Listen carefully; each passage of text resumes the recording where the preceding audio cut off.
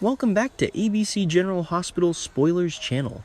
Today we're going to talk about the event that has really shaken Port Charles to its core. Something you never expected has happened, and what we're about to share will really surprise you. Willow Corinthos has gone farther than anyone thought she would, and what comes next is going to shake up everything we thought we knew about her. The shocking betrayal Willow has gone and done the unthinkable. She shocked everyone by injecting Drew Kane with a deadly poison. This isn't just a flash of emotion or some mistake that happened. This was planned out, thought through, and carried out with cold precision. The woman we saw start out as a school teacher, then become a mother and wife, has changed into something darker, something none of us expected. The poison running through Drew's veins has left him totally frozen, trapped inside his own body. He can't move, can't speak, and can't fight back against whatever's happening to him.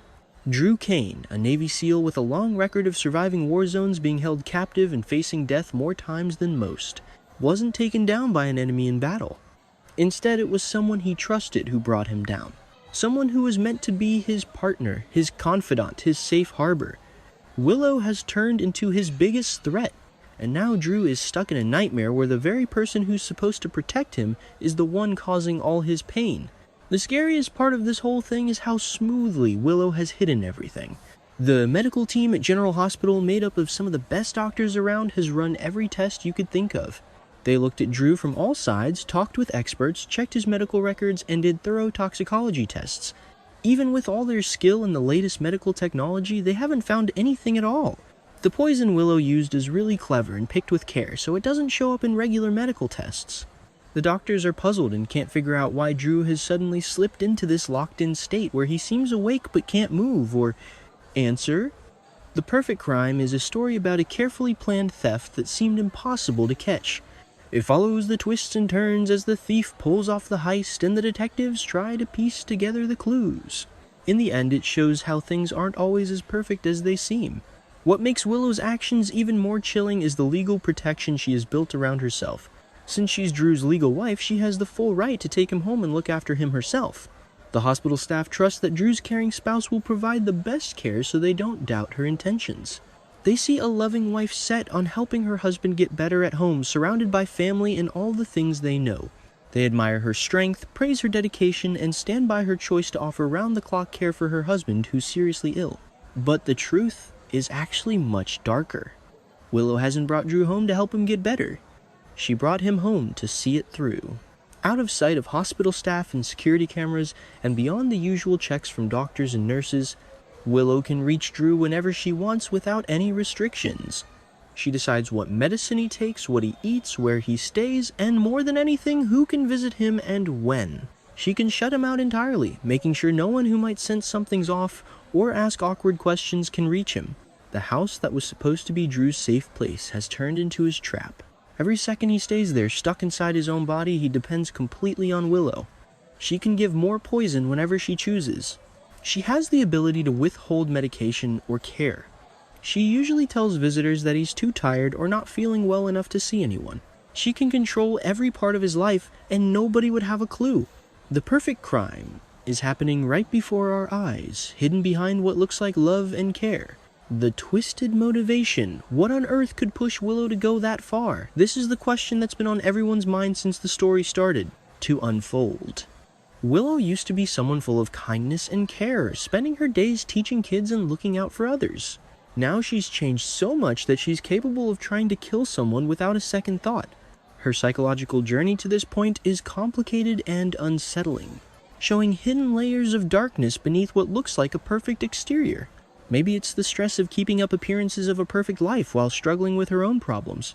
Maybe it's jealousy, resentment, or anger that's been growing over months or even years, finally boiling over into this violent act. Maybe Drew found out something about Willow that she just couldn't let anyone know. Some secret so bad that she thought killing was the only way out? Maybe it's the non-stop stress of living in Port Charles where danger and betrayal never seem to leave. That's finally broken. Something inside her that can't be fixed. No matter why Willow has thrown herself into this plan with an intense kind of determination, she's thought through every detail, expected any problems that might come up, and gotten herself ready both mentally and emotionally to stick with it until the very end. She moves without hesitation, showing no sign of guilt or remorse. When she looks at Drew lying there helpless, she doesn't see the man she married or the life they made together. She views it simply as a problem that needs to be solved once and for all, an obstacle standing in the way. The skilled betrayal the poison Willow picked shows a kind of cleverness that makes you think she really did her homework and thought it through. She couldn't have gotten this easily or just given it out on a whim. She would have had to look up undetectable poisons, figure out where to get them, learn the right amount to use, and know how to give it without leaving any proof behind. Knowing she planned it out this much makes what she did even more chilling. This wasn't something done in the heat of the moment or out of a sudden loss of control. This murder was planned with the precision of a military operation. Drew lies in bed with his eyes open, fully aware of everything happening around him, but unable to say or do anything. He notices Willow moving about the room, hears her talking to visitors about how much she cares for him, and feels her hands when she fixes his pillows or takes his pulse. But he can't warn anyone. He can't call out for help. He can't even blink in a way that shows he's in trouble.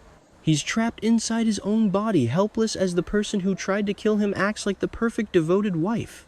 The locked-in syndrome that Willow caused is probably one of the cruelest ways to attack someone. Drew knows exactly what's going on and isn't out cold or anything. He feels every moment of his captivity fully aware.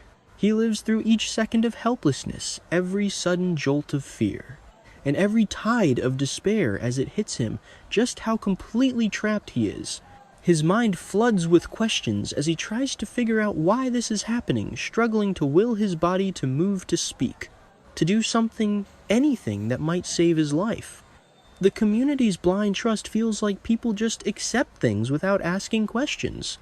They put their faith in others without really knowing if it's deserved. Sometimes this can lead to problems because blindly trusting can make it harder to see when something isn't right. It's important for a community to have trust, but also to stay aware and think for themselves.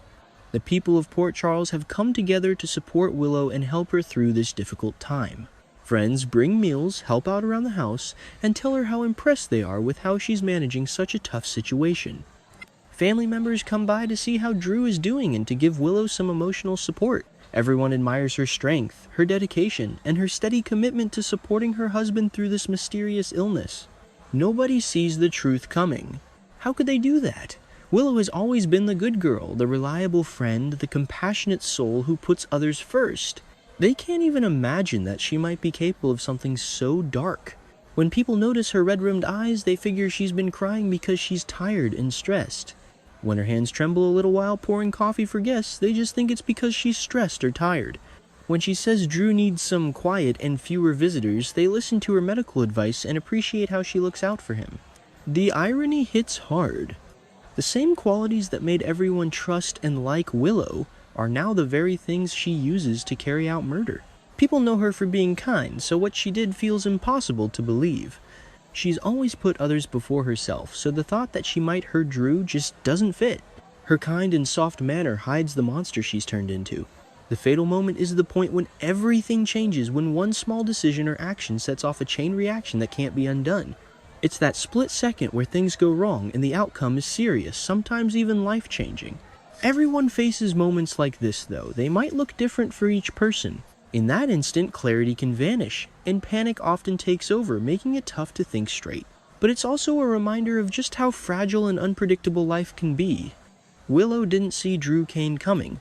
This is someone who's been through situations that seemed impossible to get out of, who has outsmarted foes with way more experience, and who's been taught to think ahead even when things get really intense. Drew lay in that bed looking helpless, but inside his mind was racing non-stop. He's been watching closely, thinking it through, and waiting for just the right time to flip the situation on the person who wanted to kill him.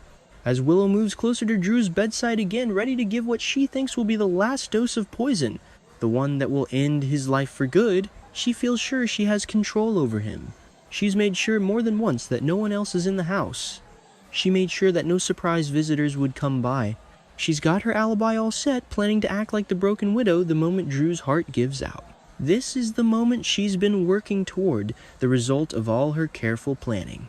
She leans over Drew's syringe, ready about to push the deadly dose into his IV line. Her hand stays steady, and she looks calm. She's come to terms with what she's about to do, telling herself it has to be done and that there's really no other way. The poison is just millimeters away from getting into Drew's bloodstream when something totally unexpected happens. Drew's eyes, which had been staring aimlessly at the ceiling for days, suddenly locked onto Willow's face. His hand, frozen since she poisoned him, suddenly jerks up and clamps down hard on her wrist. The syringe slips from her shaking fingers as shock and horror wash over her. Then Drew speaks, his voice rough from not being used, but full of both triumph and anger. "The surprising discovery you've been played," Drew says, gripping Willow's wrist tighter as she struggles to free herself. "You actually thought I wouldn't notice. Did you really think you could poison me and not face any consequences?" The truth hits Willow hard, like a tidal wave crashing over her. Drew has been awake and aware the whole time. The locked-in syndrome, the feeling of helplessness, not being able to move or speak, it was all just an act. It's a detailed act that's been carefully kept up to give Willow just enough room to mess things up on her own. Drew has been keeping track of everything, quietly recording her admissions when she thought he wasn't listening, gathering proof of every time she tried to hurt him, putting together a solid case that will ruin her beyond repair. Drew says he had a feeling about Willow's plans even before she gave the first dose of poison. Maybe he saw her acting differently, overheard some strange talks, or found proof that she was making plans. Something must have set him off, but he chose not to call her out or involve the police. He decided to let her think she had won, giving her the space to keep going and the chances to trap herself without a shadow of a doubt.